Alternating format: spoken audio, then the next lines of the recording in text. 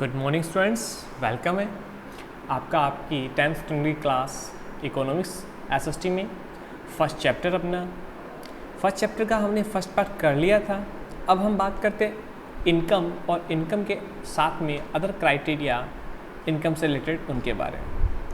When we looked at individual aspirations and goals, we found that people not only think of better income but also have goals such as security, respect for others. सिर्फ उनको income से ही मतलब नहीं होता, income के अलावा भी कुछ गोल्स होते हैं। सिक्योरिटी चाहिए, मान सम्मान चाहिए, फ्रीडम चाहिए, इक्वल ट्रीटमेंट चाहिए, इनकी बात भी हमने पहले की थी। अब इस टेबल के अंदर देखिए स्टूडेंट्स, ये जो टेबल है यहाँ पे हरियाणा, केरला और बिहार की पर कैपिटा इनकम दी गई है। According to per capita income, Haryana is top, Kerala is less top than Haryana and Bihar is lower. Okay, लेकिन हम सिर्फ बात यहाँ पे इनकम की नहीं करेंगे, इनकम के साथ में हम बाकी चीज़ की भी बात करेंगे। ठीक है, बाकी चीज़ें क्या होगी, हम बात करेंगे एजुकेशन की, हेल्थ की। Okay, income of Haryana, Kerala and Bihar.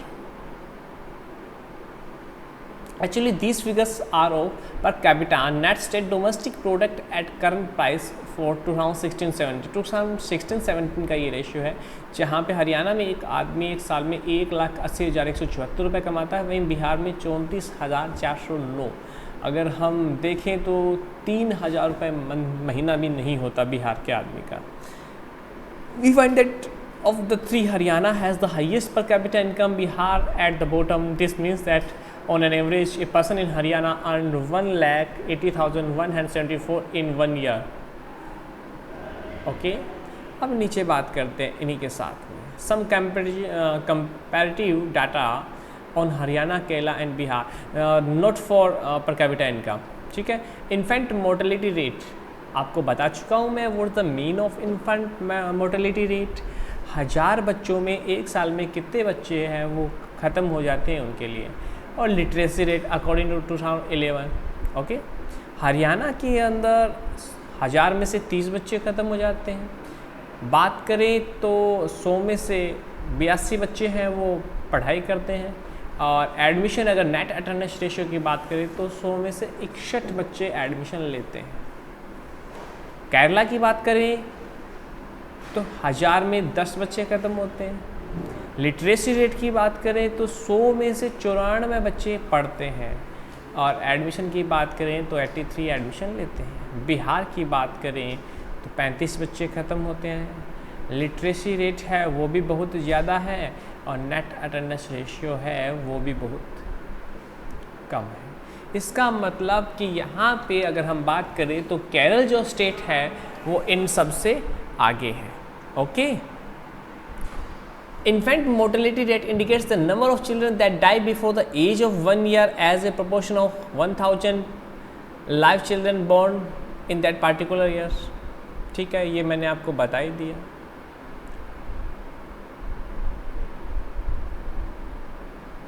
अब अगर इसकी बात करें तो हरियाणा इनकम के मामले में केरल से आगे है, लेकिन बाकी सब चीज़ों में केरल क्या है, आगे है। अगर हम पर कैपिटा इनकम की बात करें तो हरियाणा टॉप है इन तीनों में, लेकिन अगर हम बात करें ओवरऑल डेवलपमेंट के SDI की तो यहाँ पे कौन आगे है, यहाँ पे आगे है Kerala. The problem does not and with the infant mortality rate. Problem है सिर्फ यही खत्म नहीं होती है। The last column of table 1.4 shows around half of the children aged 14 to 15 in Bihar are not attending the school beyond class 8। 8वीं class तक में आधे बच्चे भी स्कूल नहीं जा रहे हैं। This is the main reason of poverty। Those who could have been in school are not there। जो स्कूल में पढ़ रहे हैं वो भी नहीं। अब बात करते हैं हम नेक्स्ट पब्लिक फैसिलिटीज़ की। पब्लिक फैसिलिटीज़ क्या है? पब्लिक फैसिलिटी वो जो पब्लिक को मिलती है। How is it that average person in Haryana has more income than average person in Kerala but lags behind in these crucial areas? The reason is money in your pocket cannot buy all the goods and services that you may need to live well। सिर्फ पैसा ही नहीं है जिससे सब कुछ आप खरीद सकें। पहले भी हमने देखा है कि मटेरियल एंड नॉन मटेरियल, ठीक है। मटेरियल में क्या चीज़ें आती हैं, मटेरियल डेवलपमेंट में आती है पैसा और घर। नॉन मटेरियल में क्या आती है, freedom, security. Okay, so income by itself is not a completely adequate indicator. पहले भी बता चुका मैं, सिर्फ और सिर्फ इनकम को ही हम बेस नहीं कर सकते, लेकिन वर्ल्ड बैंक है वो इनकम को ही बेस करके काम करता है। इसके अलावा हमें 3 चीज़ें और चाहिए, वो तीनों चीज़ें किस में आएगी, ह्यूमन डेवलपमेंट इंडेक्स के अंदर आएगी। ओके, समझ में आ रही है बात? चलिए, actually for many of the important things in life, the best way, also the cheapest way, is to provide these goods and services collectively. Just think, will it be cheaper to have collective security for the whole locality or for each house to have its own security man? प्रत्येक घर में अलग अलग security man हो या फिर पूरी security के कॉलोनी के लिए एक सिक्योरिटी मैन हो? सिंपल सी बात है, एक सिक्योरिटी मैन हो तो एक को पे करना पड़ेगा, सबको अलग अलग नहीं पे करना पड़ेगा, अफोर्डेबल होगा वो। So you are actually able to study because many other children also want to study and become people. स्कूलों के बारे में आया गया है। स्कूलों के बारे में देखो, गवर्नमेंट स्कूलें बनाई है, गवर्नमेंट सोसाइटी बनाई है, लेकिन सारे बच्चे इनमें नहीं पढ़ पाते हैं। अगर प्राइवेट स्कूल नहीं हो, प्राइवेट सिस्टम नहीं हो, तो गवर्नमेंट सिस्टम तो फेल ही हो जाएगा। आज अगर अभी की बात करें तो राजस्थान के अंदर 2.25 लाख गवर्नमेंट प्राइवेट स्कूल्स हैं, जिनमें 12 लाख से ज़्यादा लोग काम कर रहे हैं। केला has a low infant mortality, बहुत इंपॉर्टेंट चीज़ है बेटा ये, ठीक है। Because it has adequate provision of basic health and education facilities. Similarly, in some states, the public distribution system (PDS) functions well. Health and nutrition state of the people, such states certainly likely to be better. Kerala में क्यों है? क्योंकि लोग वहाँ पे educate हैं, PDS का पूरा लाभ ले रहे हैं। That's the main reason. Literate हैं, लिटरेट होंगे तो फ़ायदा होगा ही होगा। अब बेटा आगे आइए, एक्टिविटी 3 BMI मैं पहले बता चुका हूँ। BMI means body mass index according to your height, your weight. Okay, अगर वेट ज़्यादा है तो ओवर वेट होगा, वेट कम है तो अंडर वेट होगा।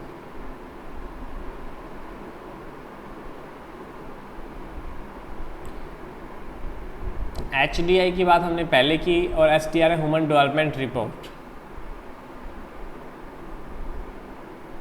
ठीक है। Human development report published by UNDP compares countries based on the education level of the people, their health status and पर कैपिटा इनकम। देखिए, वापस से देख लीजिए, 3 चीज़ें मोस्ट इम्पोर्टेंट हैं, ठीक है। क्या क्या इम्पोर्टेंट है इसमें?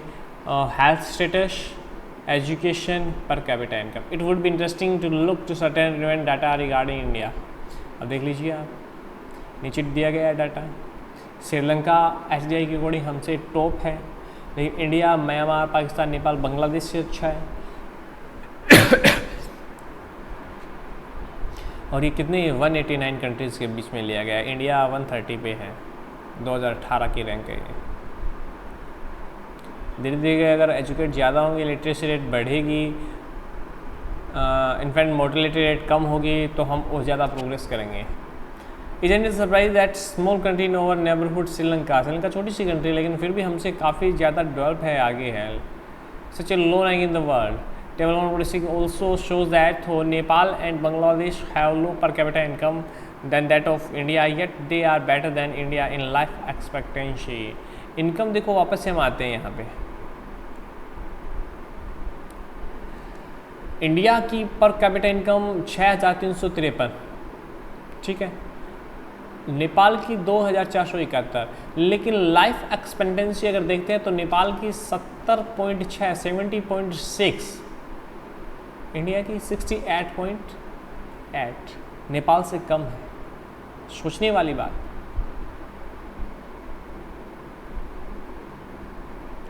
वहाँ पे लोग ज़्यादा जीवित रहते हैं। Many improvements have been suggested in calculating SDI and many new comments have been added to human development report, but by prefixing human to development, it has made it very clear that what is important in development is what is happening to citizens of a country. It is people, their health, their well-being, that is most important. Do you think there are certain other aspects that should be considered in measuring human development? Absolutely right. अब development means sustainability of development. Important question बनता है students यहाँ से कि what is the mean of sustainable development. 2 number का भी बनता है और 5 नंबर का भी बनता है. सस्टेनेबल डेवलपमेंट क्या होता है कि हमको भविष्य के साथ में खिलवाड़ नहीं करते हुए और विकास की ओर चलना है. हमको हमारी जो फ्यूचर जनरेशन है उसके साथ में मिलके काम करना है. ठीक है, अगर हम ऐसा कर रहे हैं तो ठीक है, अदरवाइज हम नुकसान की ओर जा रहे हैं. Suppose for the present that a particular country is quite developed, we would certainly like this level of development to go up or at least be maintained for future generations. This is obviously desirable. However, since the second half of the 20th century, a number of scientists have been warning that the present type and level of development are not sustainable. हमारे जो scientist हैं उन्होंने हमको बार बार इस चीज़ के लिए alarm किया है कि अभी जो हमारा डेवलपमेंट है वो सही तरीके का नहीं है. हम फ्यूचर को नुकसान पहुंचाते हुए डेवलपमेंट की ओर बढ़ रहे हैं, जो बिल्कुल भी सही नहीं है. कैसे सही नहीं है? हम पेड़ पौधे बहुत ज़्यादा काट रहे हैं, हम ग्राउंड वाटर है उसका बहुत ज़्यादा मिसयूज़ कर रहे हैं. आपको मालूम है कि आज लगभग हर दूसरे तीसरे घर में बोरिंग है. पानी ज़मीन से हम यूज़ करते हैं जो इलीगल है, लेकिन फिर भी हम करते हैं. यदि हमने ज़मीन का सारा पानी यूज़ कर लिया तो ज़मीन में नीचे पानी ख़त्म हो जाएगा. फिर क्या होगा? ये तो आप जानते हैं ना पानी पीने के लिए कितना है. सो ग्राउंड वाटर का हमको यूज़ नहीं करना चाहिए. हमको वाटर हार्वेस्टिंग करना चाहिए. पानी है ज़मीन में वापस से डालना चाहिए. इसके लिए बहुत सारे काम हैं जो हमको करने चाहिए. अगर हम ऐसा नहीं करेंगे तो आने वाले 10-20 सालों में हमारा जो फ्यूचर है वो बहुत ही ज़्यादा खतरे में आ जाएगा. Ground water is an example of renewable resource. Ground water को रिन्यूएबल है. अगर हम पानी यूज़ कर रहे हैं तो पानी को वापस भी वहाँ डालना चाहिए. जब हम बोरिंग से पानी ले सकते हैं तो बरसात का पानी बोरिंग से ज़मीन के अंदर वापस से भेज भी सकते हैं, है ना. हमको सूखता गड्ढा टाइप कुछ बनाना चाहिए. हमको पानी है वो वापस से ज़मीन में डालना चाहिए, वरना पानी ख़त्म हो जाएगा. और रिन्यूएबल जो है उसको भी रिचार्ज करना होता है ना. जैसे मोबाइल की बैटरी है वो ख़त्म हो जाती है तो हम उसको चार्ज लगाते हैं. चार्ज नहीं लगाएंगे तो क्या मोबाइल काम करेगा? बिल्कुल नहीं करेगा. वैसा ही है ग्राउंड वाटर को भी हमको रिचार्ज करना होता है. Okay, we have a fixed stock on the earth which can not be replaced we to discover new source. अब देखो जैसे बाइक के अंदर आपने पेट्रोल डाला, वो ख़त्म हो गया तो उसको तो आप वापस रिचार्ज करोगे, डलवाओगे तभी होगा. पैसा लगेगा उसके लिए, ठीक है, और वो फिक्स है, वापस से यूज़ नहीं है. लेकिन बहुत सारी चीज़ें जिनको वापस से यूज़ कर सकते हैं.